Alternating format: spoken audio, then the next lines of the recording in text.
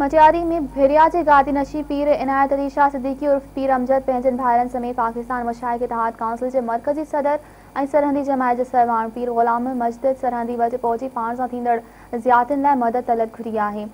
पीर ग़ुलाम मजदद सरहदी पीर अमजद सिद्दीकी ऐं उन जे भाइरनि सां थींदड़ ज़ियादतियुनि ते दुख इज़हार कंदे आला इख़्तियारनि खां मामले जो नोटिस वठण जो मुतालबो कयो। पीर ग़ुलाम मजदद सरहदी चयो त इन सिलसिले में मुखालिफ़नि जे क्रिमिनल रिकॉर्ड समेत ऐं पुलिस स्टेशन भिरिया ज़िले नौशर फिरोज़ के सर्द महरी के सिलसिले में चीफ जस्टिस पाकिस्तान घरू वज़ारत ऐं वज़ीर आला सिंध के ख़त लिखियो वियो आहे। पीर ग़ुलाम मजदद सरहदी चयो त दरगाहुनि तां हमेशह अमन ऐं मुहबत जो पैगाम आम थियो आहे, पर अफ़सोस जो दरगाह वारनि जे सब्र खे कमज़ोरी सम्झो थो वञे। उन मौक़े ते भिरिया खां आयल दरगाह क़बूल मोहम्मद सिद्दीकी जे गादी नशी पीर इनायत सिद्दीकी उर्फ पीर अमजद शाह चयो त 2013 खां अज़न शाह, सोनल शाह, शाहन, मंसूर शाह ऐं ॿियनि सदन माइटनि असां लाइ ज़मीन तंग करे छॾी आहे।